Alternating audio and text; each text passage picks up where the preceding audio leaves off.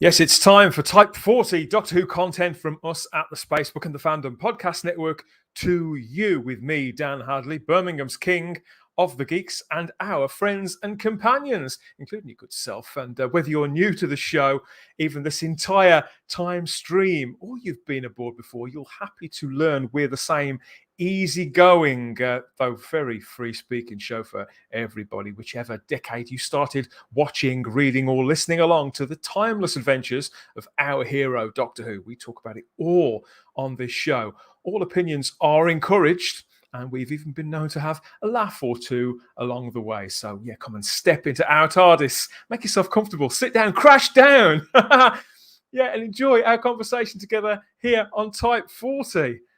Yeah, welcome back. Here we are again as a follow-up to our conversation last time where we talked about Rose, the episode that brought Doctor Who back to the great British viewing public and took it back to the world stage too in time, didn't it? It was a slow burn, I think, for the rest of the world, but you were back up to speed pretty quickly, weren't you? Who've we got this time and what's going on? Yes, this is our new set of shows. Type 40 Club is our kind of friendly, open review, book club style show strand. So it's stories that you may not have experienced for a while. You know, you may know them inside out, but wherever you sit with them, it could have been months, it could have been years, we're going to pick our way through that in a sort of very relaxed way, really. It's as much a social thing as anything else. And I think it's only fair at this point to bring in somebody who's been along on this journey with me for quite a long time and couldn't make the last one. Starry-eyed girl, Sarah Graham. Hi, Dan. Hi, Space Bookers. Yay! Yes, so tongue-tied today. Oh God, just a little bit. It's been a long day. So yeah, you couldn't make Rose, and you weren't very happy about that, I know. But here you are for the sequel. I'm here for the sequel, yes, and I'm really looking forward to it. I've rewatched this just today, just so it's all fresh in my memory. Just looking forward to having a chat and reliving some memories. I mean, for me, this is nostalgia. It is. This takes me back to my happy place. So I'm looking forward to having some fun. I'm looking forward to some potential sparring with a certain other panelists. That could well happen because we've got another couple of people to bring onto the panel, and we're streaming. Of course, we're streaming live at the moment to YouTube, the world's largest streaming platform, and over to the Type 40 Facebook group. Say hello, wave to everybody there in the Type 40 Facebook group over there on Facebook. Good to see you here. Hope you've got a drink here, and maybe if you've rewatched this episode in the last few months, you'll be up to speed. Yes. Yeah. Okay, so yes, we want you to comment along, and we'll go back over some of those comments a little later on as the conversation rolls along. Just stick with us, and we're going to bring in our other combatants now. It's our I don't know how you'd introduce him, really. I call him a pop culture pundit, but he's also a very seasoned screenwriter and director in his own right. Ian David Diaz, welcome back. Just call him Trouble. Hello, Ian. Ian, I think she's spoiling for a rumble, this one. No, you've got to be honest when you look. If you love something, you've got to want the best for it, you know. And as I said, this is the best thing about fandom, is that we can disagree, have these little, these little tussles. But we're all fans of Doctor Who, right? We're all fans of Doctor Who, so that's what's great about it. Yeah, there's no holds barred, but it's all friendly banter. And just in case things do get a bit leery between us, we have an official presence deployed to us. It has to be said. They were sick of all our nonsense. So the Department of Wendology have. She's our official referee. Yes, they have. They've gifted us an official from their department to keep us all in line. That's the general gist of it, and to keep us slightly more above board than usual. So yes, let's bring her in now. It's a good friend, Wendy Paris. Hi, Wen. Oh, she's on mute. She's still on mute. Hello, Dan. Hello, everybody. Welcome back, Wendy. Hi, Good to hear you again. Thank you very much. It's lovely to be here. Yes, it looks like I'm going to have my referee hat on today. I can tell already. And I have to admit, I did, when I was watching this episode back earlier today, I was watching it with two points of view in mind. I was watching it from my point of view, and I was watching it through the point of view of what I was going to expect that Ian was going to say. and that is now becoming very sort of the usual. I'm watching it now. Ian wouldn't like that. But maybe you'll surprise me today. We'll see. Ian, your reputation is starting to come before you, my friend. As I said, right, you can be one or two fans. You can be the fan that agrees with everything, no matter what shit they shove at you, or you can be the true fan that actually says what's on your mind, and and just move on from there. I'm one of them, though. I'm the latter, basically. So there you go. Setting the tone. You have your fans, don't you? And you definitely have your fans. Yes. So the general gist of it with these shows is that yes, these are Doctor Who classics, whether they're from the new series or from the classic era. All these Doctor Who stories, once they get past a certain time, they're considered classics, and none of anything that we're going to say on this show is the first word on any of this. Far from it. We're well aware of that. And this isn't intended as the definitive or last word on it either. This is just the latest word and our latest feelings as we have reconnected with these stories to get together and to share however many years later. It's all a bit of fun and all very casual.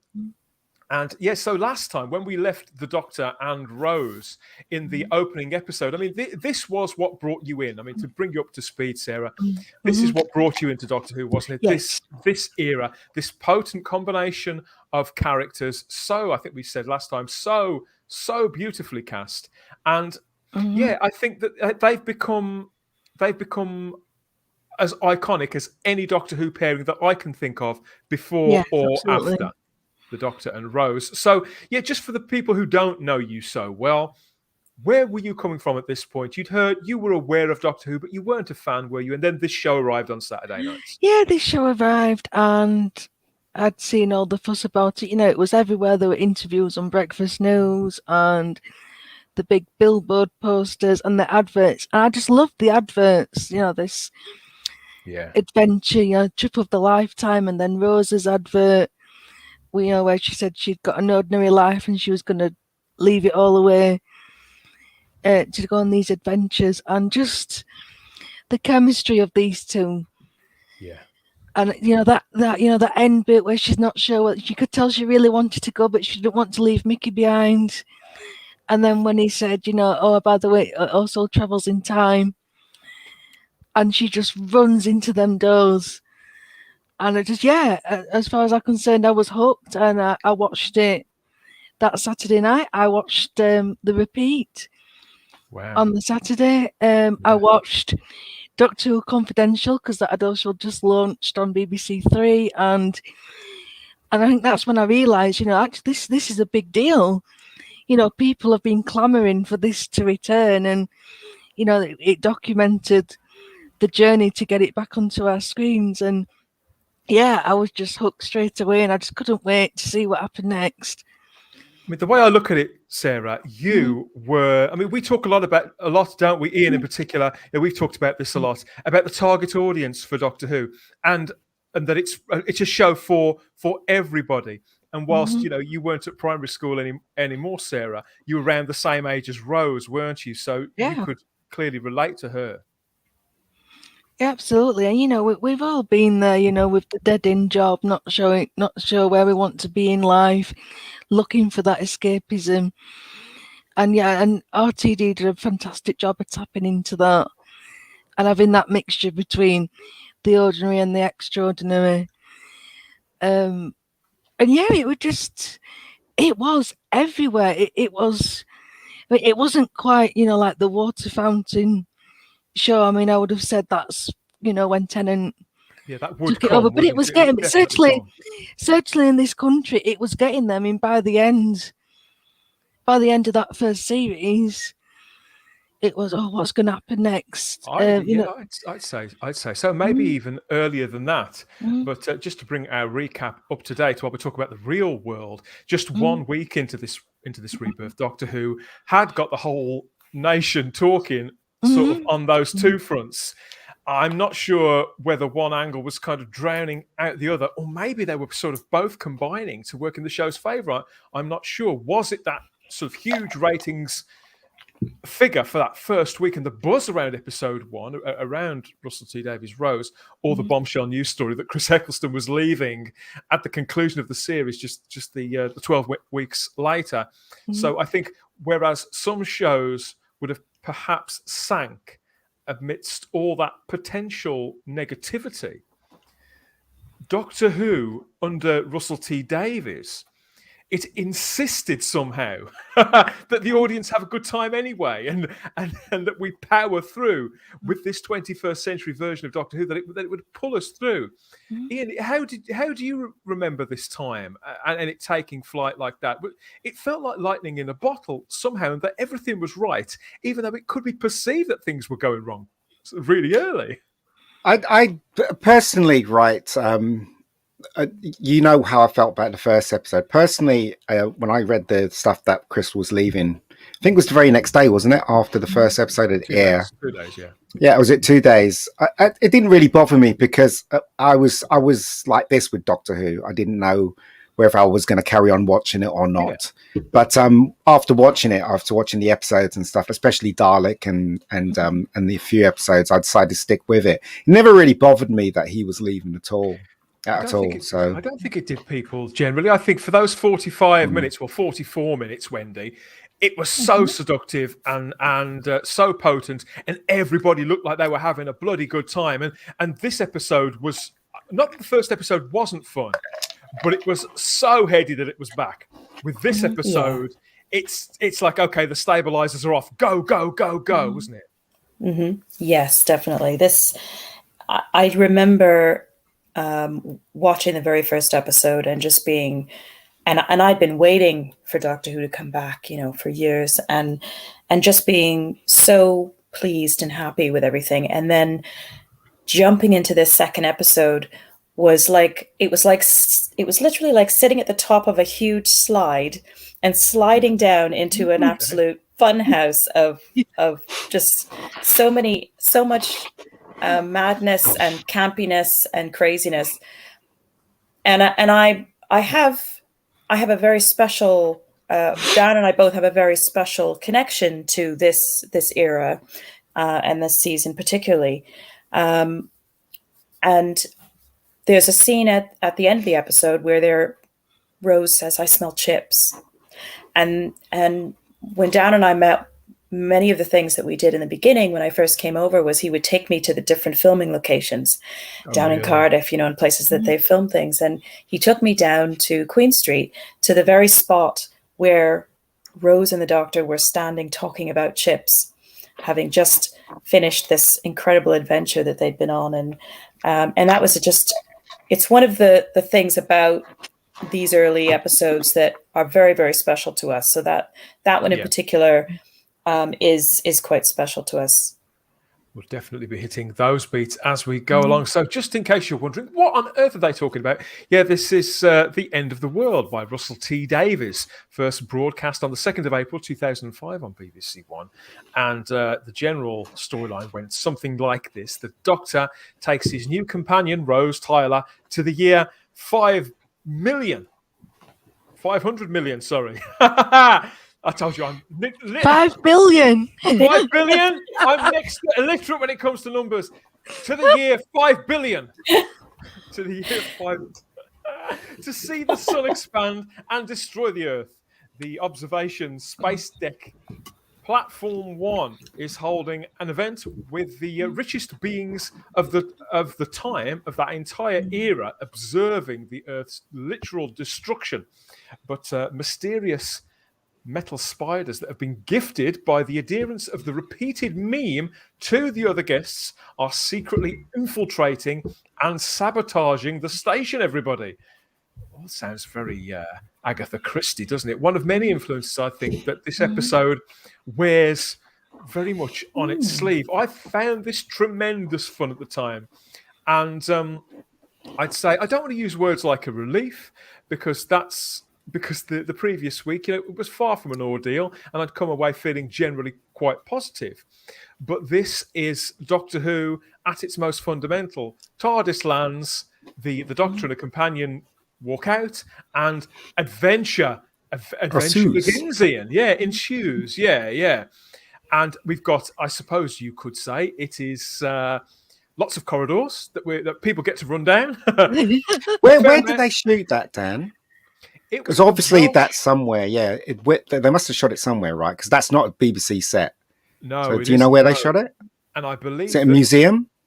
it's at a building in Wales. I believe it's a public building, like a council office or All right. a Okay. public amenity, like a conference hall or a conference suite, because they do All right. return to that location several times over the years. In fact, they go back to it one too many times because it's got such a distinctive flooring, hasn't it? And the cladding of the walls, you start to recognise it everywhere. Yeah. They did it in Sarah Jane too. Yes, they did. I do wish they'd have resisted doing that, because it's sort of it's unlike any building I'd seen at the time, and I actually did think it was a set, to be truthful, because it was so. And apparently they did do extra work to, ironically, to get this real world location and to make it more like the set of a sci-fi show with false walls and things like that. Yeah. I'm never quite sure which is the real building and which isn't when the episode kicks off.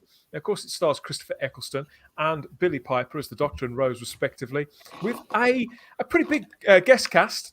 It starts to expand. We've got Simon Day was the steward, and Yasmin Bannerman was Jabe. They're just two of a selection of various impressive alien beings that we get to meet in this story.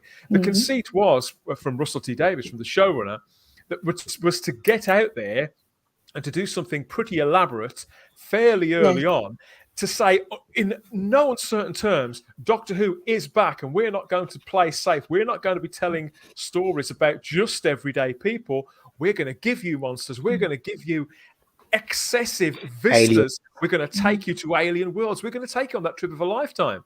And it really did cost them, Ian. So when you were talking last time, when we looked at Rose, that it still all looked a little bit cheap to you compared to the TV movie. Does this take it up a couple of notches for you? It takes it up a bit, but there are a couple of things that really embrace yourself, girls. There's a couple of things that really pissed me off. Like, I love the way it starts from where it ends in the first episode to she runs in straight in and it just picks up from there. I love that. Yeah. The thing I hated was that console. Oh my God, what were they thinking? Pumping something like a fucking eye. Jesus Christ, turning those. And the bell. I really like that. Listen to me, guys. When Peter Davison was the Doctor, we never had pumping things and ringing bells, and it's like they just went to the skip and they made this console. My God, what is wrong with these people? Anyway, I shall rest right there. As it unfolds, it makes sense because he's been on his own a long time. You know, he's the last. What's that got to do with technology going forward? You can't have a console with switches and then suddenly have a bell. If Gallifrey's destroyed, he's just repairing it with whatever's around and keep it. No. We know that functional.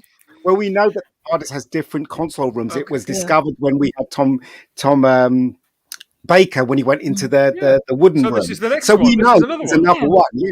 But come on, the console. I didn't. Oh, you didn't? Sorry. Well, I think it's only fair to say here that although we hadn't had any pumping before, and Eccleston is very enthusiastically pumping at Rose. I have to admit, I'm going to side with Ian here, Starry, only on the pumping thing. That was like, okay, they got away with it. They kind of got away with it, but that could have backfired spectacularly. So bad. You heard it here first, everybody. But the rest I did the love. Department of Wendology, they object to pumping. Pumping's the line. but the way I look at it, we not had pumping before, no, but we had thumping. You talk about the Peter Davison era. Yeah. He used to whack the top of the console all the time. Yeah, but that's different, Dan, isn't it? You've got a wheel that goes like this. What the hell's that all about? Do you know what I mean? What is that? To me, it felt more real. You know, stupid is the word you're looking for. Because you kind of got that industrial feel to it, rather than just like a digital switch or. It's a This is a stylistic choice. They chose to take the TARDIS down this road, and in all fairness, you know, I'm somewhere in the middle here. When they held back of any pictures of the TARDIS till pretty late in the show starting, I think it was the initial trailer with Rose. That was the very first time that I saw it, and I was a little crushed because to me the TARDIS should have always been brilliant white. and whatever else was wrong with it and was decorating it, that was how you added character. With this, they chose to go down a totally different road and have the entire environment much more full of character, and to feel, and it was a definite decision to have that it had sort of gradually broken down, and that the Doctor, because he was obviously, as we know later on, he'd been fighting the Time War or involved in the Time War or mopping up after the Time War, he'd sort of replaced bits that had fallen off or broken with whatever he could find out there in the universe, rather than being able to go back to the repair shop. Or that's something that is in the books and things like that. But I know what you mean. If it doesn't seem like it does seem like a step backwards in some respects. But I think I do get where you're coming from, but obviously I'd not seen a TARDIS interior before, so I'm coming to this completely. It's a stupid excuse. I mean, it's such a stupid idea to have the concept. It's a choice. Well, it was the wrong choice, unfortunately for me, because I mean, come on, you technology doesn't go backwards; it goes forwards. For God's sakes, look. Everybody knows that BBC is cheap. When they say create the console, we will go to the skip. We will find some little buttons. Oh, there's an egg carton. We'll stick that on there too. Do you know what I mean? It's ridiculous. I'm gonna throw my hat in the ring now and stir things up a bit more. I really liked this console. I liked the fact that it had a kind of a steampunky kind of a vibe to it. I get what Ian is saying. I get what you're saying about the fact that it didn't make sense in as much as the technology that the Doctor would have been beyond imagination, so much bigger than that. But it does let your imagination wander to think that, well, maybe he just likes it. Maybe he just likes that sort of tinkering look and that sort of... It almost reminds me of a bit of a Jules Verne type environment, especially not when quite, though, is it? Yeah. Because the movie had the Jules Verne look, didn't it? Paul McGann that's movie. True. And this one didn't. This one looks like, as I said last week, it's very much BBC. It's very much, how much can we save here? Well, let's just save some money here and go to the skip. Ian, but Ian, in the way that it's lit, and in the way that I suppose you could say it chimes with the way that the Doctor's dressed, because they say, don't they, he's dressed like a submarine captain. I think that gets mentioned later on with the big jacket and things. So the way that it's lit too, I think it does look like, I know what Wendy's saying there about Jules Verne. It does look like it's sort of it's a little steampunk kind of, and I love the coral look, and like the way the struts. That's the word. The struts are like twisted, and you got the sense that it's metal, but it is organic, and of course that's foreshadowing for later on when we find out. Well, the new viewers find out that TARDISes were grown, not made. So to me, it made perfect sense, but I didn't have everything, that came before. I do understand why they didn't go for the white room, because the white room was definitely made to reflect the light for a TV studio, and that's why it's white, especially in black and white. It wasn't. I think it was white when it was black and white, and then when they came to video and they were doing the Pertwee era and the classic era, it was a TV studio and they were dealing with video cameras. It wasn't film cameras, so the white was reflecting the light. Less light you use, less you pull in power, I guess, and the less money you spend. I don't know, right? But I don't mind the color scheme in this. But as I said, the console should never have been like that. It should at least look like something that was out of this world, or technology had gone beyond what we think. Not just a cup or a light that I see in the shop or something. There's one light in there that I had when I was a kid. And they stuck it on the TARDIS. Well, I think I mentioned... Was that fibre optic one, weren't it? Yes, I think I mentioned on a previous show the fact that ball that he's got, he turns in the console. I've got that from my kid. It's a paperweight. Another one of those BBC things, right? How do you feel in this initial scene, though? I mean, we're looking at a picture of it now on screen. Yeah. I do love the fact that the Doctor continues to show off and continues to seduce Rose here with this, like having somebody in his company. That's not the impression I got. The impression I get that he was just so happy to have a friend to travel with him. That's sort of where I'm going with it. That here is somebody to share this with. I can blow her mind with this. Yeah. And I mean, that initial shot where they're on the deck of platform 1, and obviously she can't have any concept of where she is or what's going on outside, and that window sort of opens up. We get that initial effect shot. It felt like a scene and a standard of visual effects that we had never seen in Doctor Who. Oh, up yes. to this point.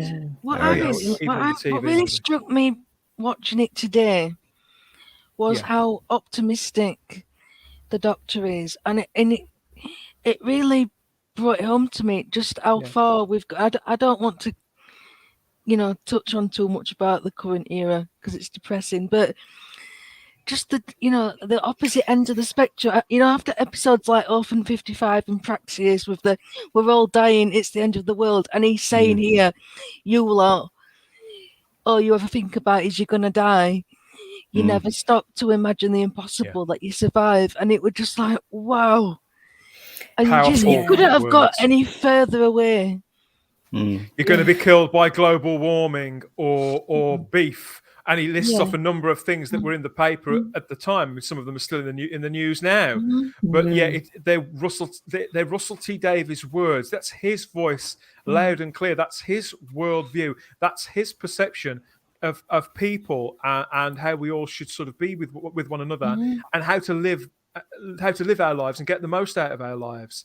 And I think that's something that runs through not just all of his Doctor Who work, but all of his work. Yeah, I agree completely with Starry on that. I think watching this episode, I just couldn't believe how uplifted I felt when I was watching it. And it is a really glaring thing, how many years it's been since I've actually watched it back.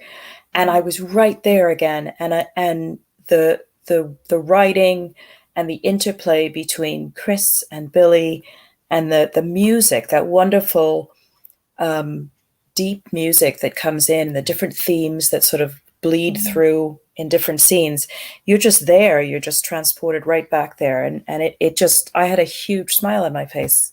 This is the episode, I feel, Wendy, where Murray Gold really starts to stamp his identity on the show too. Again, not that it was bad in Rose, but I think that again, it's terrible in Rose. It was kind of standard TV music almost. Here we get something which I feel really really plays a big part in casting the spell. It's British TV music. That's what it was, and that's why it didn't work. Especially in this one, but it there were scenes. In series no, one, well, I mean, they didn't have the technology at the time, but the Americans did. So if you watch something like Buffy, or that famous scene when Buffy's mother died, and there was hardly any music there and stuff like. There was also other emotional scenes in other American shows like Quantum Leap and stuff. And the music is the right tone. In this, it tries.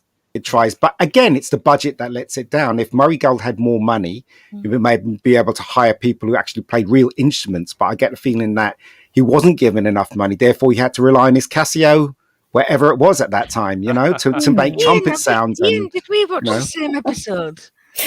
I did warn you, Sarah. Just being honest. No, but this is the episode where we get them first beats of what's Rosa's theme. Yes. And it's a very special piece of music, and I think it was used just right. You get it. But if you just a little hint, but if you go further in history and you listen to the way Murray Gold does the music for the Matt Smith era and the David Tennant era, and you go to the Proms and you hear that orchestra beat out the Doctor Who, that's how it should have sounded. But obviously this is a TV episode, and the technology wasn't ready to imitate. Well, it wasn't even. I mean, we're sort of drifting away really from what's on screen in this particular episode here with this. But the thing was that when Series 1 was made, they weren't sure that they'd got a hit on their hands. They allocated it a budget, they allocated it resources, which it had to justify. And it was only when they knew that they got a certified hit on their hands, and more to the point, something that had that international reach, that they increase the resources so that there would be orchestral scores. There would be this episode in particular. We looked at a little at it earlier on. This episode had more special effects in it than any other episode of the show in the entirety of series 1. In fact, they were still, I can't remember the exact dates or times, but they were still working on the special effects for this episode up until about 48 hours before it was on screen. Oh gosh, Even though it had been filmed really early on in the entire production process. So we're talking 9 or 10 months because of the resources. I mean, the people at the mill at the time, the special effects house that were working on the show at the time were working on a global scale. But this was a really, really ambitious episode. And there's entire characters that are completely CGI. And Russell T Davies was very insistent on that. The spiders, those things don't get compromised. But they did eventually sort of have to compromise on the runtime. I think Cassandra's only actually on screen for about 5 or 6 minutes. There were several scenes that they intended to have with Cassandra that they didn't film in the end simply because they couldn't afford to. And this, in fact, the scene with Ruffalo, the plumber that Rose befriends early in the episode. Yeah. That entire scene, that entire sequence was constructed quite late in the day when Russell had to cut other scenes with Cassandra because they couldn't afford to do the effects work. So, they were all the way through this production. They were sort of spinning plates and fighting small fires and things like that. I think it worked out for them. I think if we'd have had too much Cassandra, I think it would have changed the dynamic. And I think it's funny because visually Cassandra's the worst thing in this. Her voice is fantastic. She's a bit thin. Because you can tell with the seat, because all the other aliens, it's physical effects, it's prosthetics and makeup and mass and what have you, and you can, especially now, obviously, it has dated somewhat, but it's always, vocal performance that keeps you in the moment there. It does work though. It does. I mean, the visual effects is good for the time, and also it's really funny how technology has gone so far. Now, a 17-year-old kid could do these effects on his PC, and that's what I mean about the TARDIS. I mean, come on, today, yesterday, classic. Pumping up to make that TARDIS go. What's that all about? As classic Who fans, what did you think?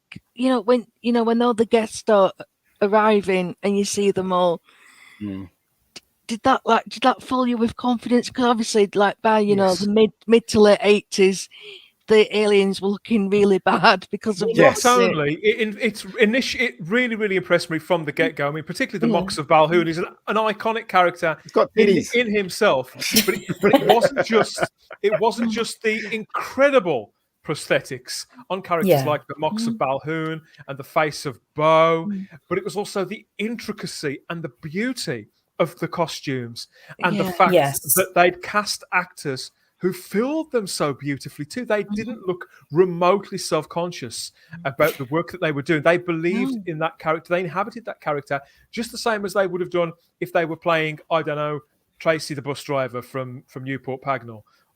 Or Phil the postman from Ipswich. They believed who they were, and everything felt like it belonged. Everything felt like it belonged, which was something that classic Doctor Who had always striven to do, but didn't always succeed. Who's the guy in the seat? Sorry, Dan. Who's the guy in the seat? The alien in the seat. The steward. The one you just showed just now. The one you just guy. No, the little guy with the titties. Oh, the Mox of Balhoun. He reminds me of that other character in Doctor Who, and I can't remember his name, the little green guy. They actually made a video of him. Who's the little green guy? What's his name? The Grask. He has no legs. He has like this. So you mean Sil? Sim, that's him. He reminds me of him, doesn't he? He reminds me of him a bit. Wasn't the Mox of Balhoun like a space solicitor? He probably represented Sil. Yes. What I liked about the fact that they were prosthetics versus all special effects is that it did sort of connect you with classic Who in that way, because even though they had, in comparison to classic Who, so much more budget than they would ever have dreamt of, it still had that sort of grassroots feel. It had that Doctor Who feel where you've got the prosthetics and it's the believability and it's the skill of the actors and the actors believing in those characters and making those characters come to life. And that's how I I felt about it. They didn't put me off one jot. And they Yeah, made a big it was nice. impact. Some of them were only in it for a couple of scenes at the most. Like Ruffalo was just in that one scene. The Mox wasn't in it for a great deal longer, and we remember the names of these characters all this time on.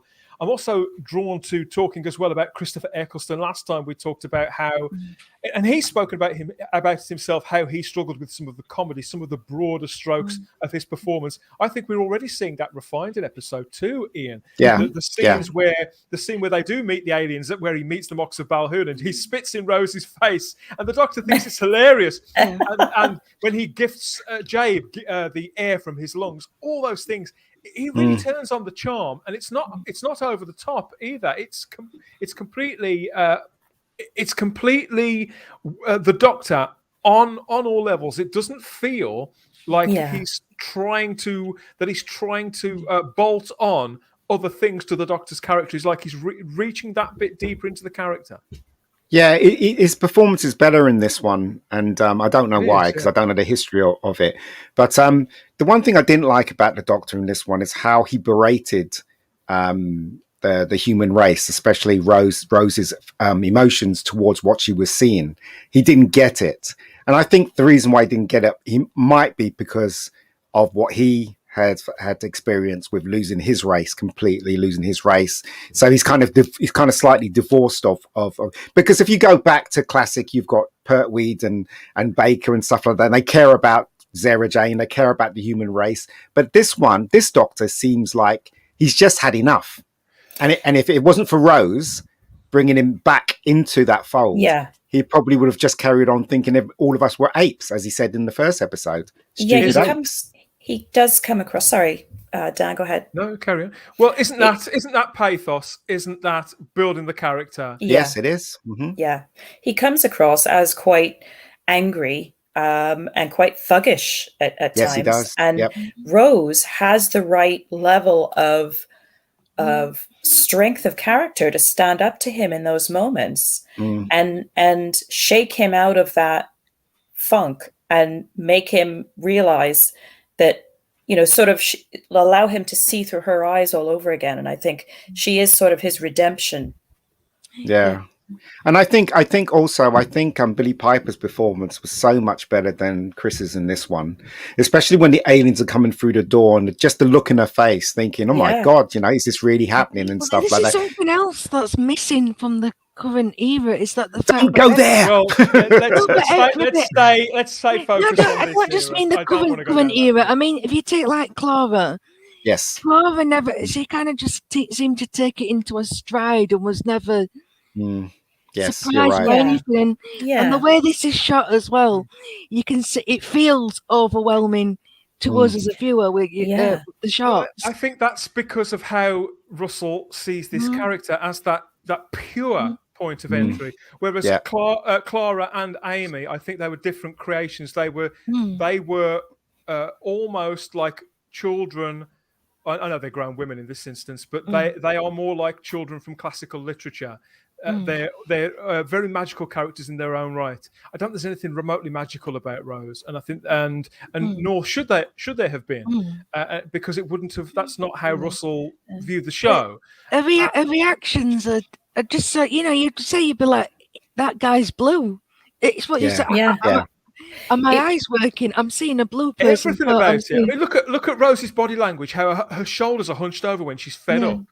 Billy Piper and Chris Eccleston. I've seen footage of them working on the show during these early production blocks, and seeing them working together and breaking down the scenes together. And Chris sort of explaining to her how he's going to take it and to give him pushback. And I think you really get two actors and that exchange of energy.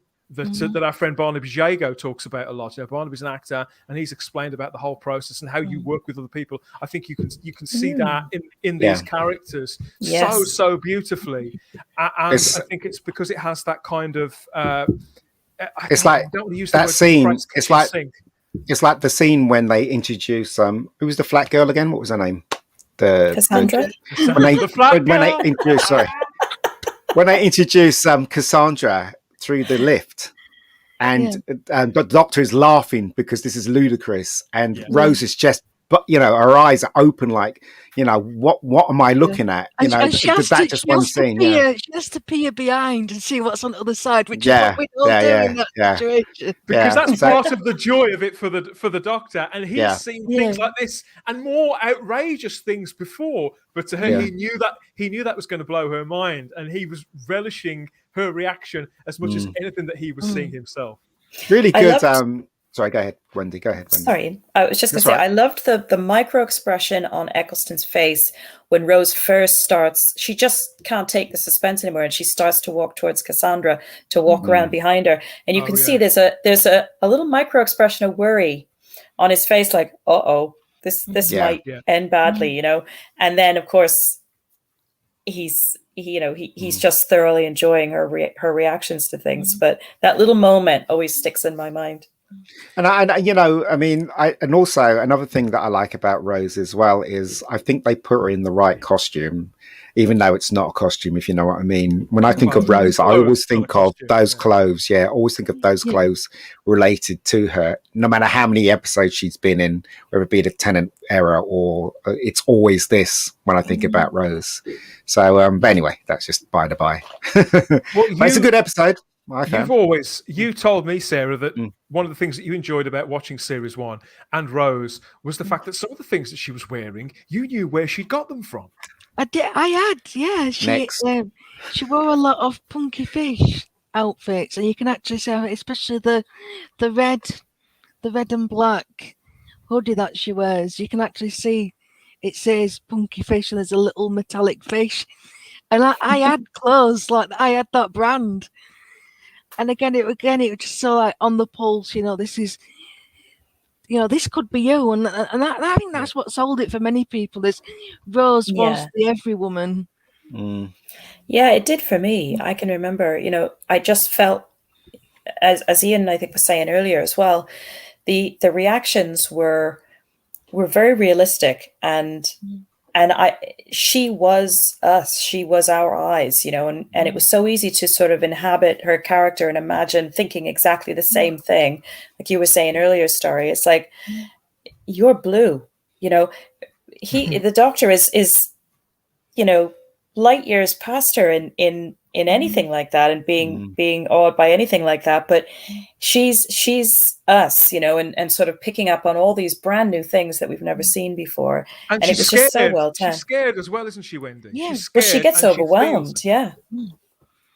As we would, and she has, I think, a very predictable and very good, solid reaction that you could relate to, and that was to just run out the room at one point, because you could see she was looking at everything, and all of a sudden you could feel everything in the room was sort of closing in on her.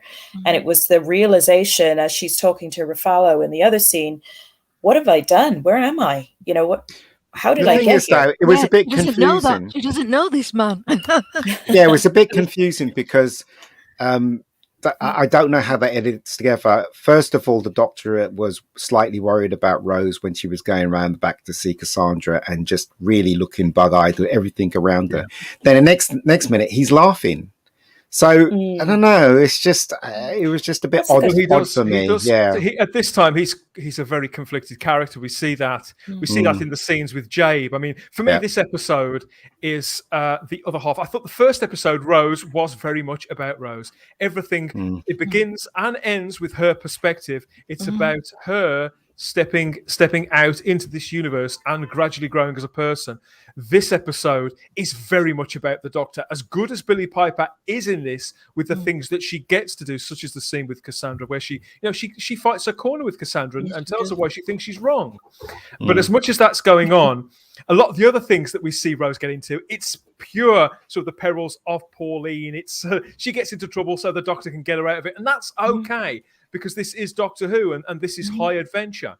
Well, we do find out about the Doctor's past in this one. Exactly, don't we? the bulk of it is about the Doctor. It is about not so much who he is, but why he is.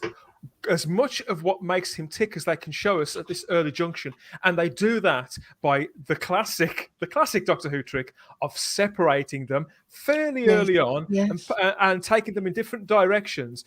And so we get the Doctor opposite Jabe, as played by Yasmin Bannerman, and we see immediately how in all his interactions and his exploits with Jabe, he behaves completely differently with her and shows a different side of himself than he does when he's with Rose. Yeah, I have a little critique here as well with regard to that, and I was saying it to Darren earlier. It does work with the wider storyline, but the fact, as you said just now, Dan, that he switches gears quite quickly with Jabe and becomes quite flirtatious and quite sort of distracted by her, and quite light and airy with her. And I thought to myself, well, why would he suddenly just be so right in front of Rose, knowing that he's pulled her from her very mundane life into this brand new place?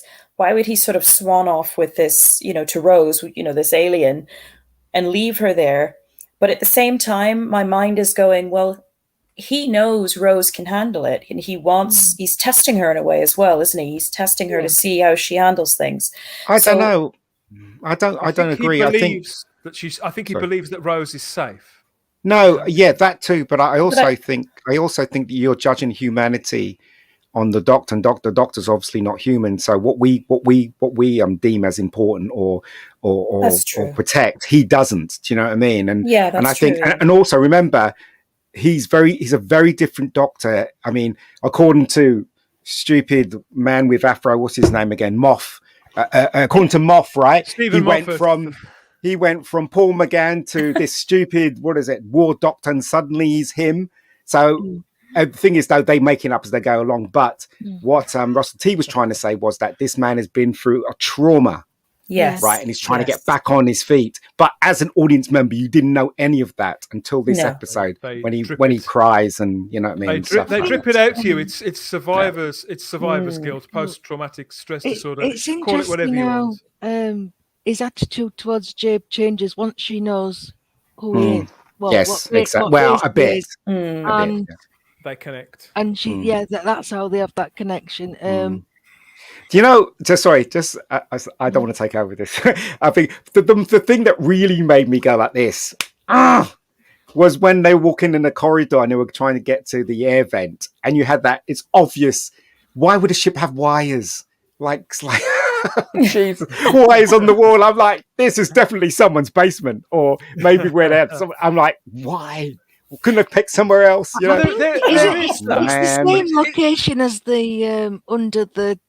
It must be that hospital, went it? Yeah. That hospital. But also, though, Ian, we have to accept that this is as much about the telling of the tale and of, for example, they knew that by showing us these wires and that low ceiling that we would recognize just completely subliminally that they were underneath something within the inner workings of something. It's the wires, though, Dan. Although this is an inconceivable amount of time in our future, I think when you've got 44 minutes of screen time, I know, then you have to use those kind of visual shorthands.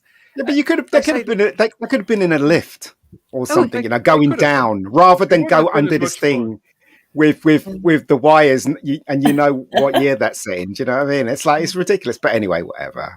I think we get some of that. I mean, the thing that I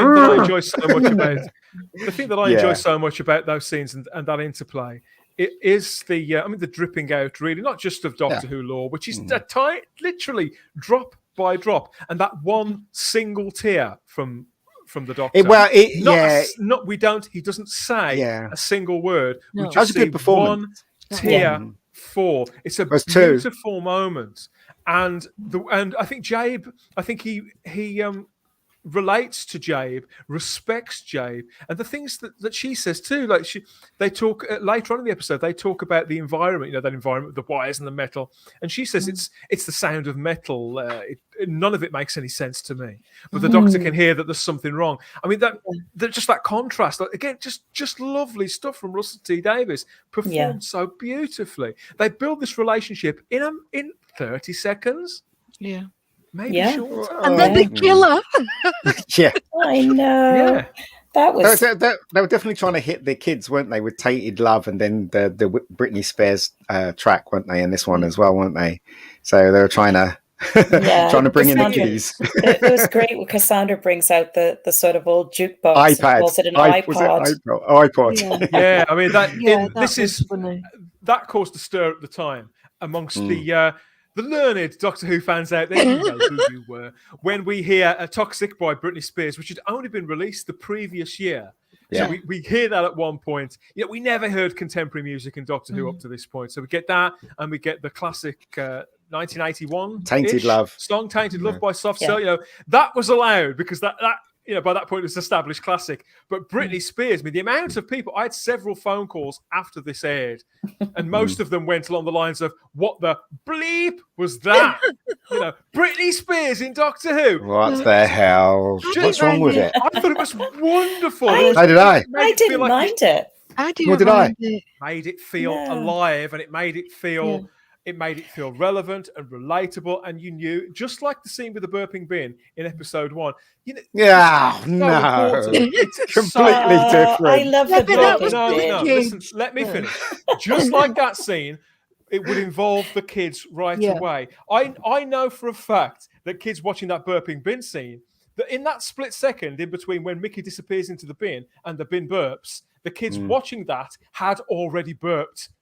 They've done the mock burp before the bin on screen does. And with this, it's involving the kids in a really interactive way. And with this, you hear Toxic. I can guarantee that younger kids would have been up and dancing to that. I know this song. I recognize this, and that's why it's funny.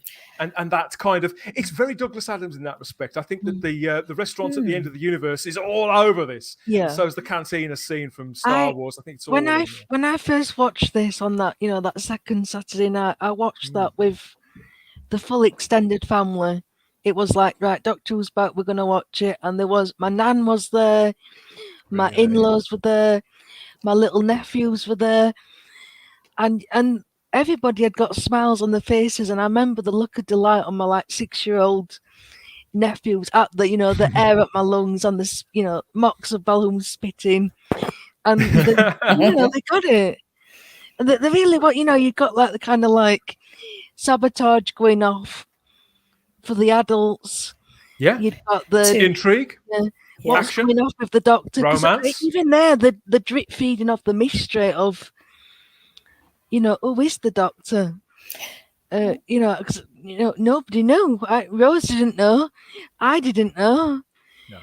You guys know, but obviously it was a different mystery for you because you're like, wow, why are they playing it like this? What on earth, you know, what is Russell's endgame with this? Well, I didn't It mind really it. all fed into the mystery. I didn't mind it. I was invested in seeing where Russell was going with the Doctor, and I did recognise the fact that the Doctor has to grow, unlike some fans that are just stuck in classic and will not hear anything. Oh, it has to be 30 minutes. Oh, fuck off. Does it have to be? Do you know what I mean? You know, it has to go with the times of what's today. Do you know? I like how I was bleeping myself out there and Ian just says it. Yeah, as I said, fans could be attached to things that really doesn't matter. Doctor Who, every show, every character has to grow. If they don't grow, you're not making in progress. You know what I mean? So absolutely crucial for the show. Yeah, it is. Yeah, for them to do a mild reset of this character. They didn't change who he That's actually right. fundamentally is and how he responds, how he's stimulated by the world around him and the people that come into his life. But they just changed his position in it, in the mythology around him, and it was all completely true to the character as he was originally defined. Okay, maybe not by Hartnell because it was slightly different, but certainly when you get to Troughton and onwards, it's still absolutely the same character. Yeah. Sorry, Wendy. Yeah, no. This is what I loved about this, is that I felt when I watched it like he's done it. He's done it. I'm a classic Doctor Who fan and I'm loving this. And he's so beautifully brought all these elements together. He's made it, he's done us the great service of making this a program that's going to have staying power. So we're going to have Doctor Who back. Yeah, there's going to be some growth. There's going to be some change. But he's left us feeling very jubilant and very much looking forward to what else is coming. But I felt really safe with Russell by this point. I just thought, wow, thank goodness it was, it's coming back the way it has, because I just felt like it was going to be able those to... phone calls I was telling you about earlier on, Wendy, I fielded several phone calls. In fact, it went on probably throughout the entirety of the Russell T Davies era. I fielded phone calls after every single episode. but yeah, it was along the lines of, one of my friends phoned me up and said, "What the fuck was that?" Literally just that.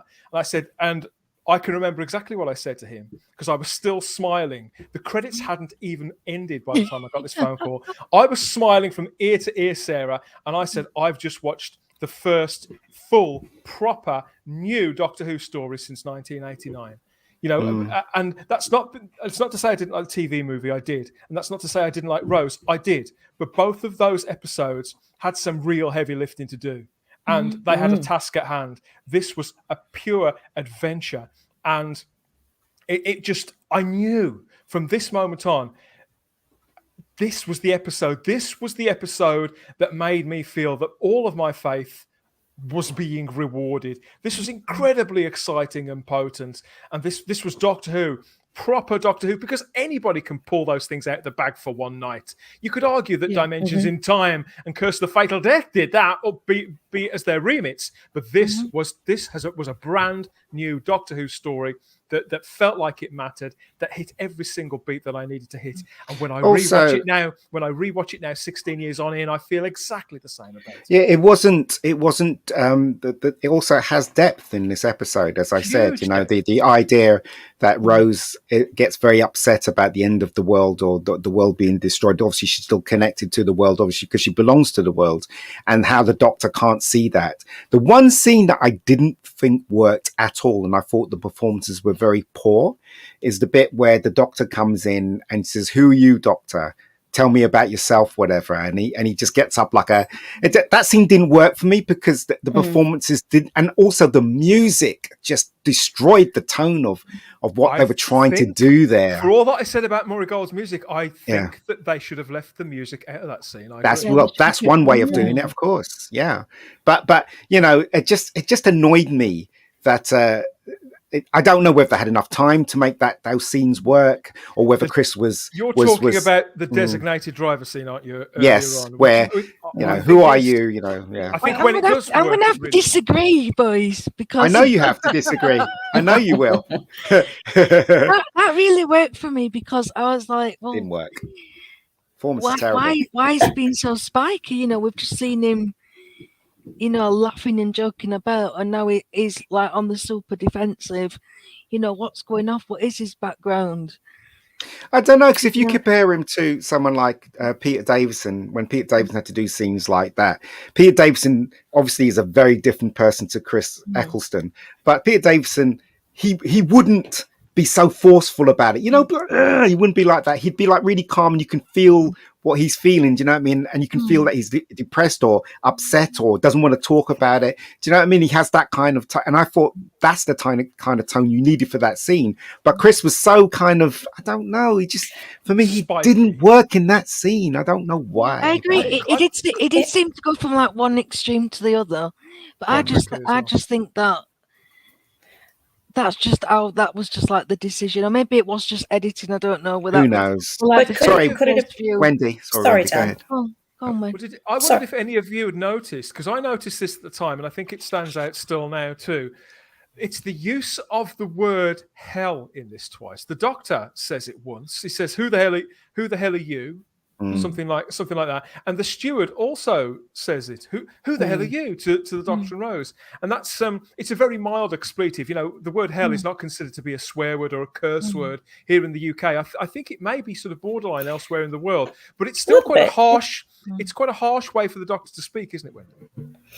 Yeah, I suppose it is, because obviously we didn't hear. I don't think we heard anything approaching anything like that, back in the day.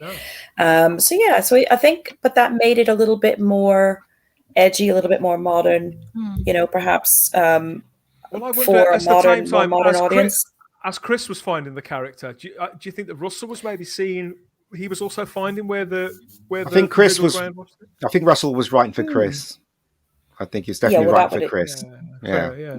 But in Yeah, that that case, would make in that sense. case, why did the steward say it too? I don't look. Hell is not a bad word. I mean, the No. place is, but Yeah. it's not really a bad word. Let's face Yeah, it. it depends what you're into, mate. It depends Yeah, what you're into. I suppose many cultures have a kind of hell, a version of Exactly. hell. So, Yeah. what did you make to the TARDIS translating? No, I like that idea. I like that idea. I like the Like with the idea. psychic paper, it kind of Yes. just kind of saves a lot of time, and I Yes. like the explanation of, because you do sit there, and when I have watched other sci-fi things, sometimes it does take you out. Like, well, they're all speaking English, or they're all speaking American English, and I loved how like Russell honed in on that. Mhm. And it's like, right, I'm going to explain that away so it doesn't take you out of the story. But also, it comes back, doesn't it? In the Christmas invasion, doesn't it? So when all the aliens were talking, suddenly they started speaking English, and then you knew that the Doctor was up and running. So that was a quite good bit. And I do agree, that's a really good explanation for everybody speaking English. I still don't like the psychic paper thing, though. I mean, why did it work for him there? And I didn't mind the psychic paper. Obviously, this is the first time we see the psychic paper. Yes, it is. Gets introduced in this story, and not in a particularly grand way either. It's just a single line of dialogue. And to be honest, at the time, I think at the time I may have inwardly groaned a little bit.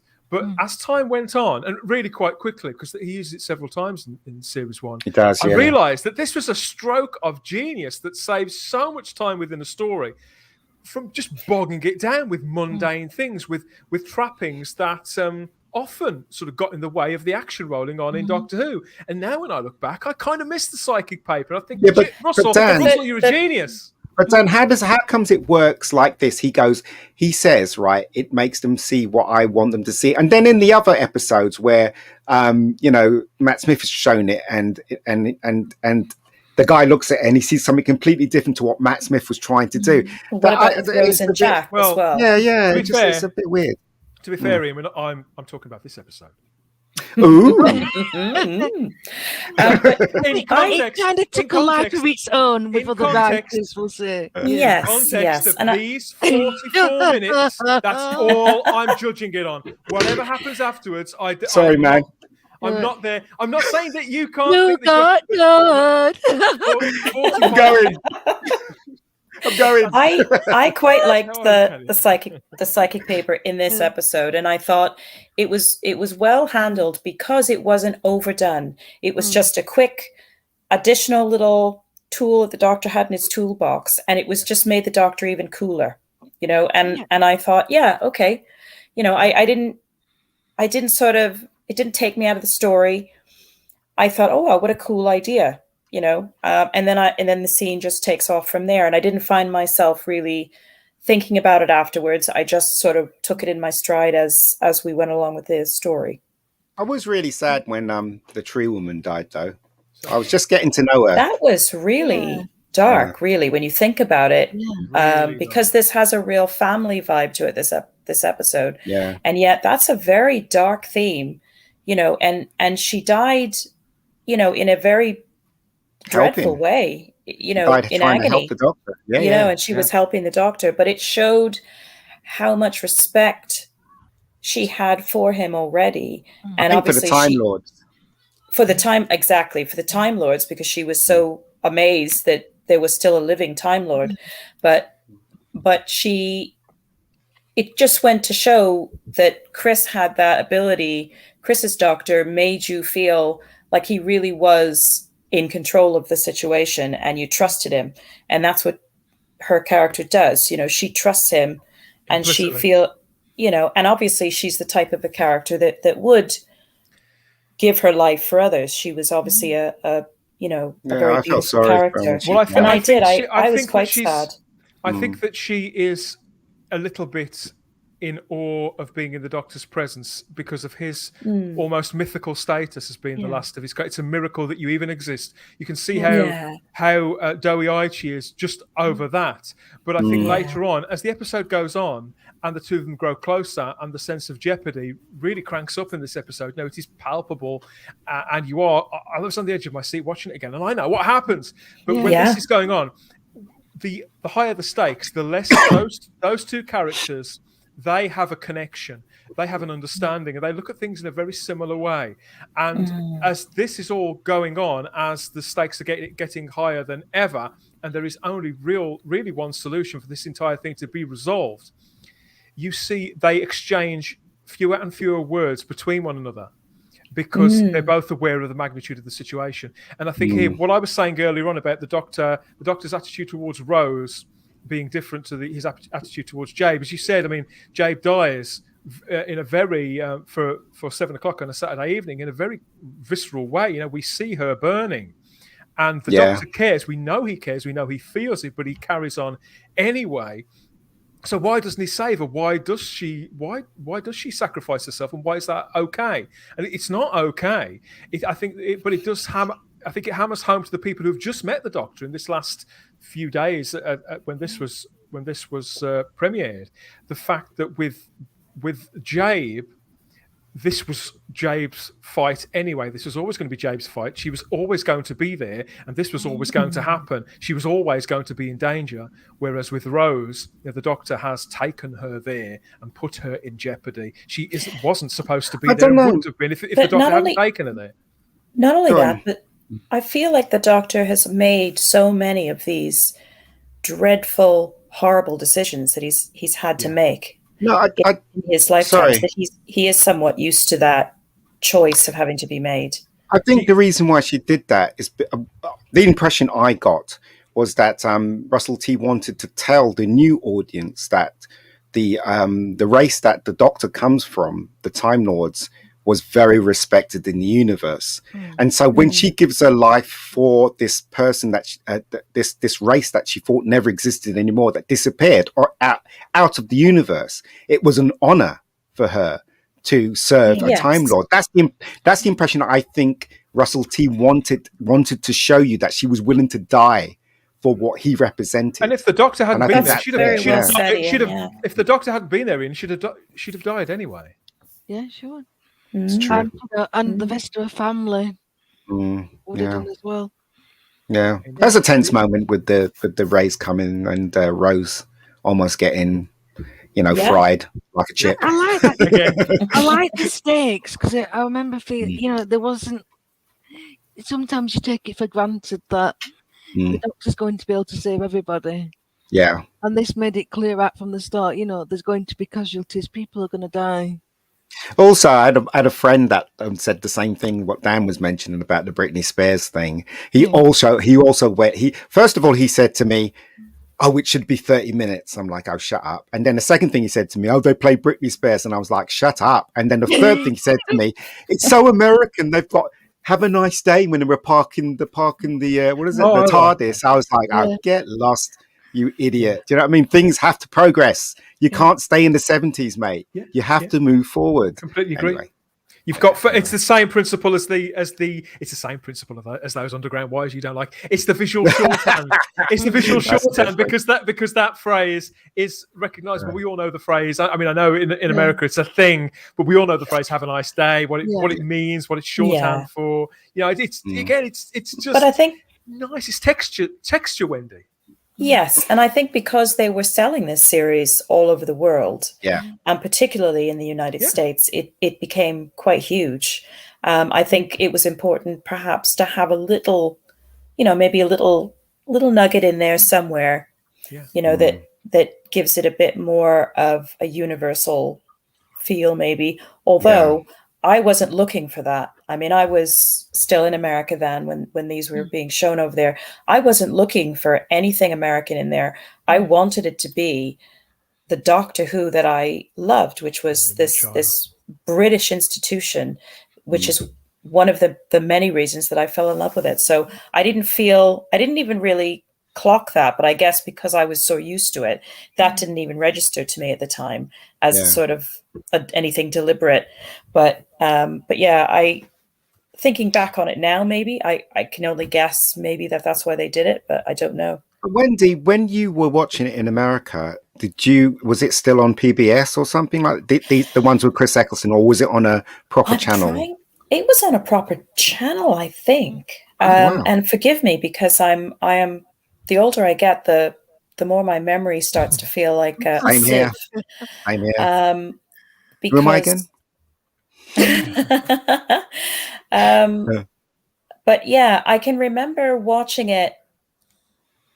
I'm pretty sure it was on a major channel, but somebody else may know in the BBC chat. America wasn't a thing then, was it? No, it wasn't. No, I don't think it was. No, but I can remember watching it on something, and I honestly cannot remember now what it was. It was originally but it was obviously on available. Yeah, it was but we originally had it a year later. It was originally on a channel called Space the Imagination Station. I know that was one of the places that was shown. Oh, really? Well, interestingly, we that was the time when Doctor Who in the States was a year behind Doctor Who in the UK. So we were still in that very sort of early stage of the internet then, where I had to be very careful back in the old MySpace days, because I was friends with all these different people that loved Doctor Who, and some on the UK side and some on the US side. And Darren, I can still remember Darren saying to me, "Don't look at so-and-so's page because you'll be spoiled for the next series," So I would very diligently avoid somebody's page, because I didn't want to be spoiled. But then eventually things caught up with each other, and I can't quite remember when that happened. It was during Tennant's run, I think. I'd imagine it was when the co-production deal was. It was more so with the co-productions deal, and when the show started to become a real thing, when there was proper momentum, that window gradually shortened. It went from being a week down to like 4 or 5 days, and eventually it was like the day after, something like that, and then gradually, I think it was for the start of the Matt Smith era where it went same day date. It was a slow alignment. It was as the TV landscape sort of changed. I think Doctor Who I think Doctor Who benefited from that rather than drove anything of that. But back here, I mean, back then when this was first going out, I mean, the first episode of Doctor Who, the Rose episode, that leaked onto the internet in some sort of proto form, a work print or something. I never saw it. I never tried to track it down. But by this point, I was a member of Outpost Gallifrey, which is now Gallifrey Base, and following there regularly week by week by week. And you came across people who knew things, who'd been involved one step. Well, you guys were up with the internet. I was just go to the pub and talk to my friends in the pub. I had MySpace. I had a MySpace page, but I hardly used it because it was just too confusing for me. But having a beer and talking about Doctor Who was always my thing. So I just started uni. I was in my first year at uni, so I was. Look at you, uni. Just a baby. I want to talk a little about the conclusion to this episode, because the Doctor and Rose, they don't save the Earth, but they do save the day, and it's very powerful imagery. I mean, the special effects are still outstanding, and the location, it all just works so beautifully, and I think it still stands up too, despite the fact that what you were saying last week, Ian, about it not being in HD and the fact that it wasn't shot on film. I think that's a big shame, particularly now 15, 16 years later. But the way this moment at the end, those final scenes where chunks of the Earth are floating and we've got the lava sky behind them, and Rose is physically and emotionally wrecked by this. And the Doctor's tired, and he knows he's put her through a lot. And then to sort of take her by the hand against, you've just, he accepts the fact that she is in trauma, and so he takes her back home, back to the Earth. And when they do stand in the middle of London, Cardiff really, in the middle of London, and the crowds milling all around her, and the music swells up, and the two of them are stood still. That is still one of my favourite scenes in the entirety of Doctor Who. I think it says so much. The expressions on their faces, the dialogue from Russell, those first hints of lore when he talks about my planet's gone. He says it. He says it so offhand. My planet's gone, and she just looks at him. It burnt like the Earth before its time, and he drops out that there's been a war. Won't tell her who with. And the longer the scene goes on, the more grounded it gets Ian till we get to the point where it's okay. We need to sort of recharge our batteries. We will reconnect and we'll go grab a bag of chips. Sorry, Dan, you kind of missed an important bit in this episode, which is when Rose says to the Doctor, "Save her," and he says everything has a time, and then she blows up. I'm talking about Cassandra, obviously. That scene. When I saw that scene, I thought, "Jeez, this Doctor is really mean." But then when I look, it restates how he feels about the planet Earth, doesn't it? Yeah, but when I looked back at it, this episode again, I realised why he did it. It's because his friend died trying to save everyone. Yes, the tree girl, and he had enough. It's like he could have saved her, but you know what? She deserves to die because she tried to murder everyone. And I think that was a very powerful statement from Russell T about the Doctor, because I don't believe he's been that far. Maybe I've missed a couple in Classic. No, he hadn't really. And I think that what I was saying earlier on about the fact that he acknowledges that Jade was always going to be there, her life was always going to be in danger, whereas Rose, he took Rose there, and so it isn't Rose's place. She's an intergalactic, interdimensional tourist almost, who's there because he took her there. I think he views his own position as something different. And even though he could have been somewhere else, the fact that he is there and it's his decision, he is empowered enough to make a change and to right a wrong. It's ultimately his choice.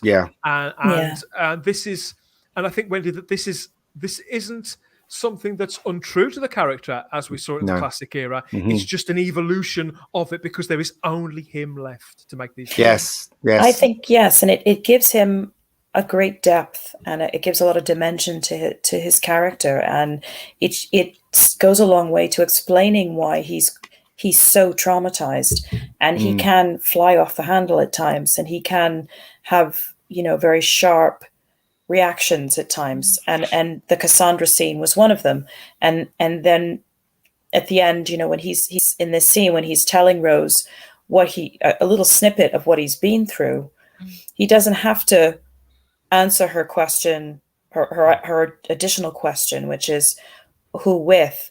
She knows instinctively just to let it drop because it was enough to sort of get a flavor of what he'd been through, and now he felt that he could tell her because she's now had a little taste of watching her own planet burn.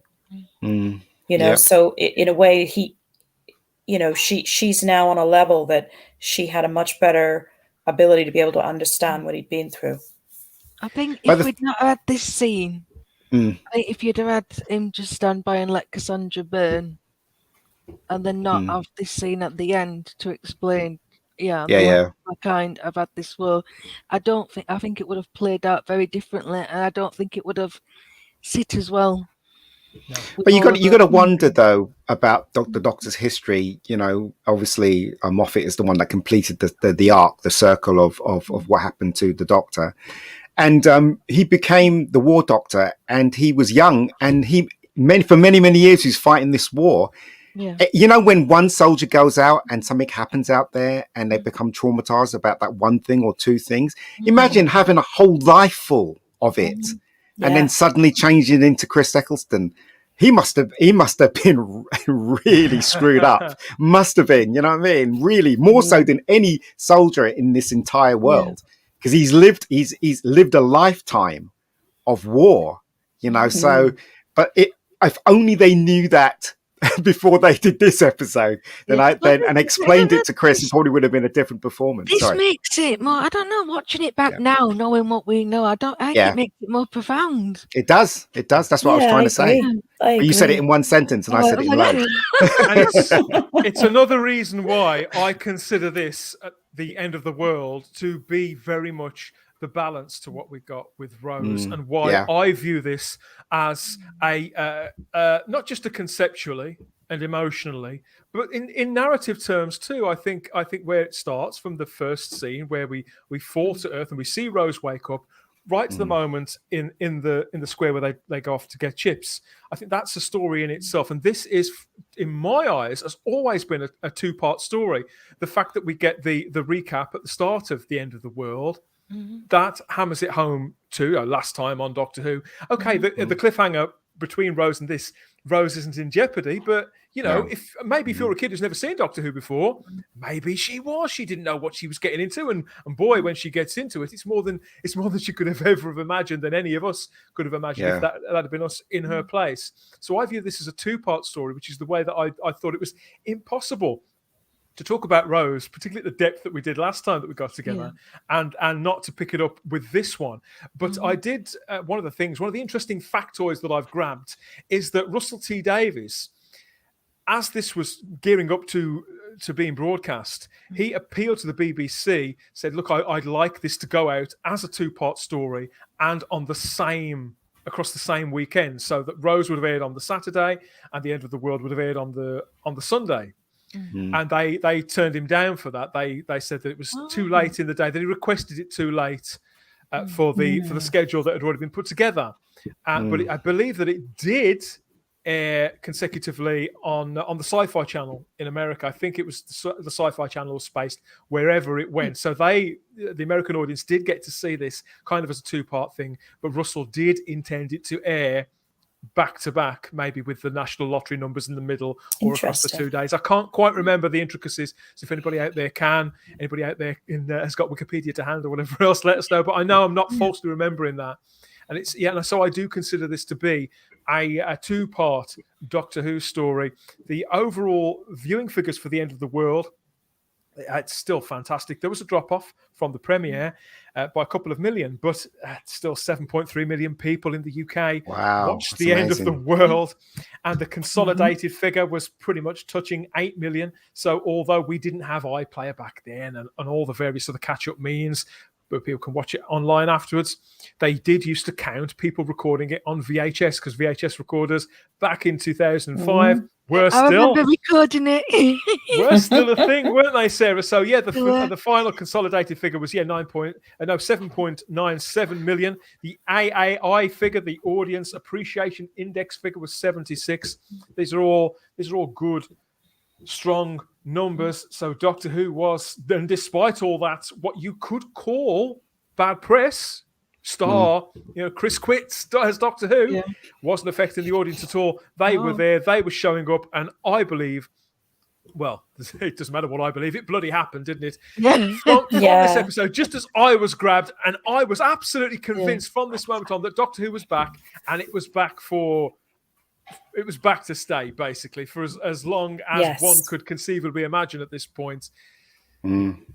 The audience was gripped, and this was going to be a fantastic summer of great adventures, and the Doctor, the TARDIS, and all the other trappings were going to become part of popular parlance again, and fuel popular culture, and become commonplace. So the fact that people would know what you were talking about when you said the word TARDIS again, I'd probably say after this episode, it was like, wow, we're there, we made it, and it was all down to Russell T Davies, Chris Eccleston, and Billy Piper.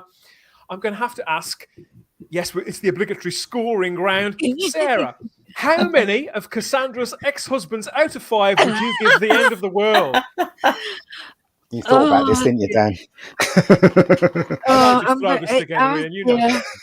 It's going to have to be a 10. I just think 10? there's some 10. Wait a minute, was that 5, wasn't it? 10 out of 5. Well, that's well, 5. Okay, 5 out of 5. Okay. So on what grounds? Just the fact that it's because it just works on so many levels. It's on the surface, it's a very camp, entertaining romp, but there's so much character development in there. There's so many key plot things, them little seeds. There's a lot in this 45 minutes, and again, and I get what you mean about it. Rose kind of feels like a prequel in a way, and this kind of feels like the first proper adventure. I just think it works on all levels. The effects still look good. And yeah, I just remember being blown away by it, and yeah, I've absolutely enjoyed rewatching it today. Ian, how many of Cassandra's ex-husbands out of 5 do you give The End of the World there? Well, something like 3.5. It's more so than the last episode. That's impressive. Yes, it's The definitely improvement. only reason why, well, I like the story. I thought the story was really good and Yeah. it was well written. And but the only reason I'll give it 3.5 is because of those things that let it down. Obviously, the TARDIS console is a real big no for me. And there's a couple of things in the episode that didn't make any sense. Again, that's why I give it 3.5. But where it goes, I guess. Yeah. Wendy, how many of Cassandra's ex-husbands out of 5 do you give The End of the World there? Oh, that's an easy one. 5. Oh, I'm totally with 5. Starry on this one. I yeah. absolutely loved this episode. It does have a lot of personal meaning to us as well. But even without that, it's a wonderful. It's just a fun romp, as Starry very aptly put. I think that was really well said. It's it still felt like Doctor Who, but it also just it was just opening new doors to so many new fans as well, and I'm always going to be thankful to it for that. Well, just in case any of you were wondering, I gave Rose 4 out of 5. I give this a 5 out of 5 too. And I know that Doctor Who would. I know that Doctor Who would get better than this, but I do feel that at this point in proceedings, and this is how I always decide whether I'm going to give something maximum marks or not. Can I think of any way in which, in context, this episode could have conceivably been better? And this is, and I know how you feel about it. Things like console rooms or whatever else. And honestly, I can't. I don't think this episode really put a foot wrong. I think it's all there. It's all working. And these seasons of Doctor Who that we're talking about, when it initially comes back, especially, they were more than the sum of their parts. Each one had its own job to do, and I don't think any highlights that more than The End of the World. I absolutely love it. I think it stands up so well. And even now, when I watch it, when I think about certain moments, I mean, particularly the moment where Jabe turns to the Doctor. Jabe, I love that character. I sincerely do. Yeah. When she says to him, "Stop wasting time, Time Lord." I only have to say that. I got a shiver just saying it, and that's just me. Yeah. Yasmin, if you're out there, phone me up and just say that to me. I'll be a mess. But it's so potent. It's just so right. The story's deeper than you think, though, when you look carefully. It really is. It's just wonderful stuff. I adore it. Well written. And I've loved talking about it with you guys here on this show. So we're going to take a quick look now. We're going to reconnect with everybody who's been watching with us live on YouTube and Facebook, see what they've got to say. See, we've got a comment here from the Script Doctors Live. He says, "My youngest was 11, same age as me when my doctor, the 4th Doctor, regenerated. We both had similar reactions, bawling in front of the TV." I don't think he doesn't mean to this one, does he? I think he's talking about Series 1 generally. We've got a nice TARDIS console. That's what you're nice to meet you, Wendology there from our friend Lord Thoth watching along. Nice to meet you. Sun Raider Custom said, "This was a fun episode when the Mox of Balhoun hocks a loogie."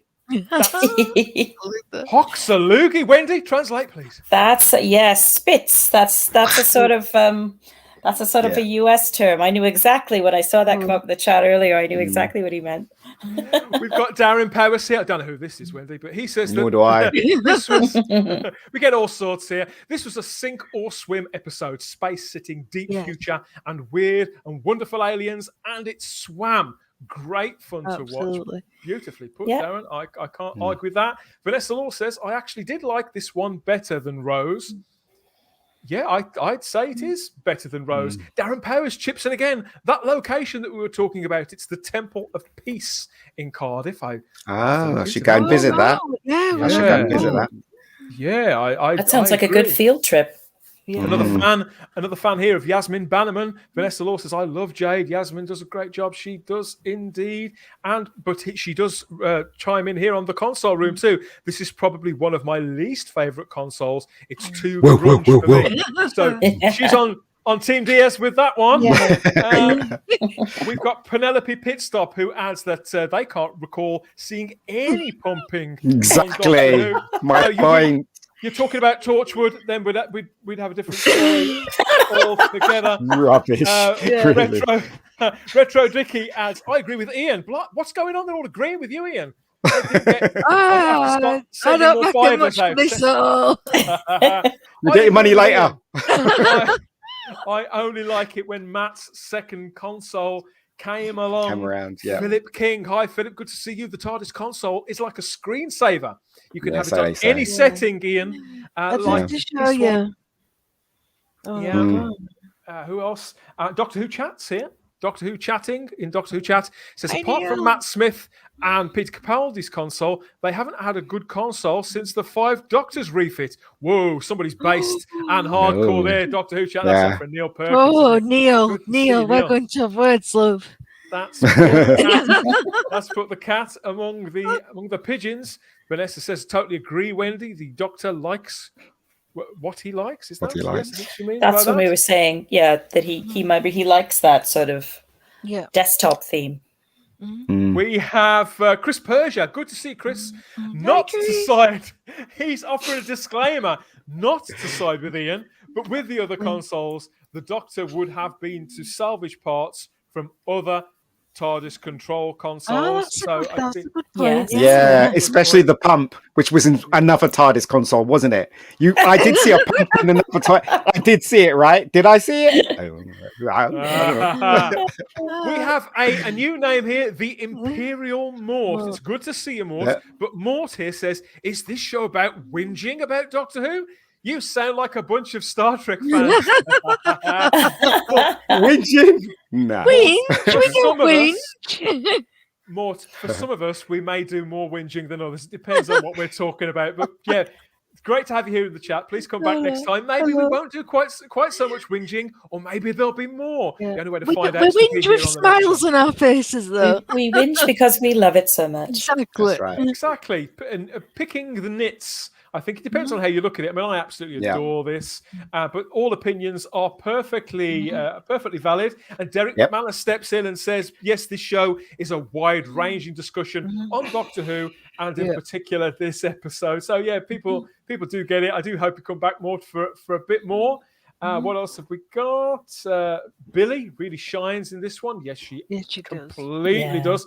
Mega the Extremist is chipping in on the music. I actually think Murray's music wasn't great for the first 2 series. Same His here. sounds were really, really cheesy.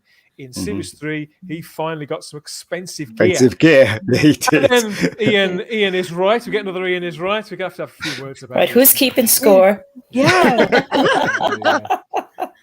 How worrying. If Murray hadn't been so good in the first 2 series, it wouldn't have had the green light to get the expensive gear. Thank you, Starry. That could be true. Unless he was cheap to get and people were too expensive. Crimpline Doubloon here name checks Jimmy V, who played the Mox of Balhoun. The first of, at least I think it's the first. I don't think he played anybody in Rose, but Jimmy V would play multiple characters across Doctor Who. I can't remember when the last one was. He now is the guy inside R2D2 on the Star Wars films. Very experienced actor, and he'd done a lot of sci-fi and fantasy. Retro Dicky adds on the character of the Doctor. We were talking about the development of the Doctor. The character of the Doctor was suffering with a PTSD-like condition after what happened to him. So that's kind of what you were talking about there, Ian. But Mega does ask, Ian, when was the last time you actually watched this story? Your really bad memory always makes me laugh. No disrespect intended. You're awesome. Oh dear. We're going to have words. Simon Horton, the wonderful Simon Horton, the original Lunatic, says he's really enjoying this conversation. Thanks for being there, Simon. Always good to see you.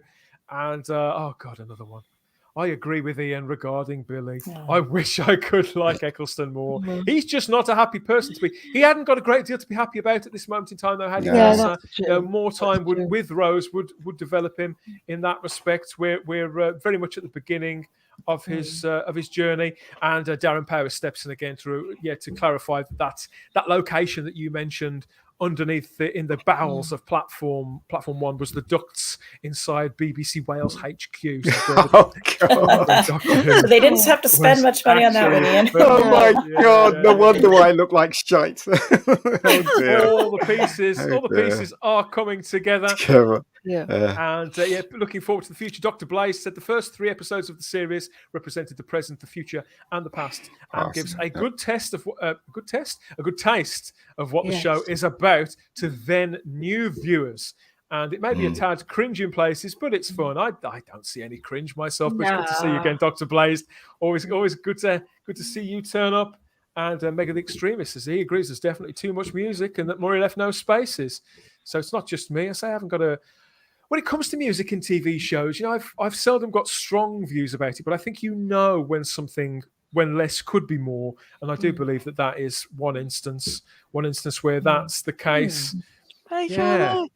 Yeah. So Charlotte. thank you for all of these comments, all of this interaction. It's greatly appreciated.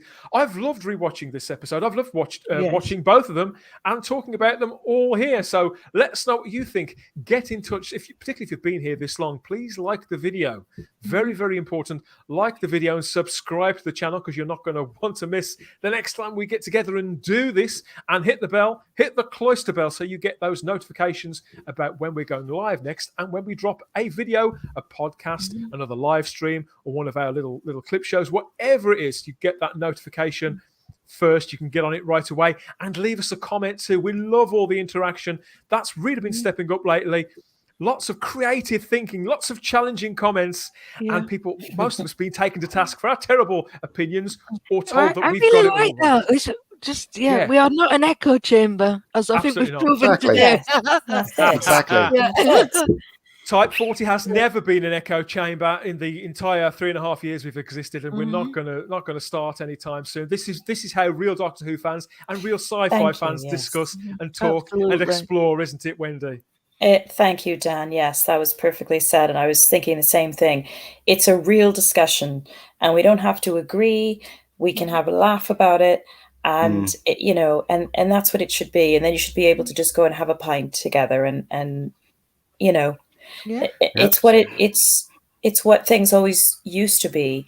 And I think it's just lovely, that you have this podcast in this channel, Dan, and it's given us all a place to be able to come to experience that. So thank you very much for that. Yeah, to share the good things, to share the wonderful things, to share the things that unite us. Or, speaking of which, yes, Type 40 Doctor Who podcast, you can stream or download us on our dedicated feed, type40.podbean.com. You can find all the podcasts there for season 3. We're gradually loading up all of season 2 and season 1 too. You can find us on Spotify, TuneIn, Google Play, Apple Podcasts, iHeartRadio, Stitcher, pretty much any podcatcher that you can name, or here on YouTube with our live streams and podcasts and whatever else, all these conversations. Get in touch. Let us know. Have we got it all right? Have we got it all wrong? That which you'd like to hear or see more of or not. We're all ears to all of it. Let's have one last look and to see how everybody is. Disagree agreeably, says Richard Brooks, watching along there on YouTube. It's sadly rare these days. It is. Very much Really agrees is. what you've been saying there. Couldn't agree more, but it's something that we do, that we are definitely all about here. What else did I have to remind you guys of? Let's check back in the that's right, yes, because although this conversation's over and our trip back to 2005 is at a close, we are gearing up for the big live show that's coming in a couple of days on Thursday night here in our still new time slot here on YouTube on the Spacebook channel at the new time, Thursday 8:00 p.m. UK time, or that works out Thursday 2 p.m. Central Standard Time in America, or 3 p.m. Eastern Standard Time, 12 p.m. Pacific Time, or for you Australians, you're the ones who are doing the real time traveling this time. Our Thursday show actually goes out on Friday for you, even though it's live, 5 o'clock a.m. real time traveling done here at Type 40 and Type 40 Live. You don't get that on Radio Free Scaro. I keep telling people. Oh dear. What are we going to talk about next? We'll have to wait and see. If you've enjoyed these shows, get in touch and leave us a comment. I've really enjoyed them. I think this definitely works. All these kind of conversations absolutely work. So we're going to go away and think about it and see what we can do, what we can talk about next. Lovely. Yes, thanks for being here, Wendy. Thanks for your time. Where are you going to be talking next? Where can people get in touch with you on social media as well? Well, the easiest place to find me on social media is Twitter. And that's at Wendology1. I, along with Darren, do a Saturday evening show with PJ Maybe. PJ Maybe. Yes, good old PJ. And we do that on Saturday evenings about 9 p.m. UK time. And it's just called Let's Talk Geeky. So we just sort of have a bit of a general chat about things that we might have bought recently, things like that, and we just sort of let the conversation go where it goes. Just to clarify for people who may be listening to this, that's on YouTube specifically, isn't it? Yes, on YouTube. So I'm just sort of enjoying getting to meet all the wonderful people that I'm meeting on YouTube, and I've had a very special invitation to join Loki tomorrow afternoon. Oh, yeah. On his channel as well. So I'm quite honored to be invited as well. So I'll be there tomorrow afternoon as well. So you're not going to kick him in the balls, are you? Well, be a little bit of a long reach. Look, he's such a wonderful guy. He is. I'm a big fan of his stuff. So I'm really flattered. Yeah. He's good. I don't like the show though, but he's good. Where can people find you on social media, Ian? Where? You can find me here. They can find me on Facebook Thursday, and they can. Well, I created a web series called Rebecca Gold. That's on YouTube. Just type in Rebecca Gold, you'll find it. There are a couple of films on there as well. I'm on. I think I'm on. Yeah, I'm definitely on Twitter. I'm on Twitter. I think it's at Ian David Diaz. I can confirm this, my friend. You are on Twitter. Yeah, I'm on Twitter. The link for this show. Yeah. Yeah, and you can talk to me there if you want. So, yeah, I'm around. And Sarah, where can people hear or see more of you nowadays? Oh, yeah. I'm the awkward one, aren't I? Because I don't do social media. If you do want to get in touch, I don't blame you. Please contact Dan. Yeah, just field everything to Dan and he passes it through.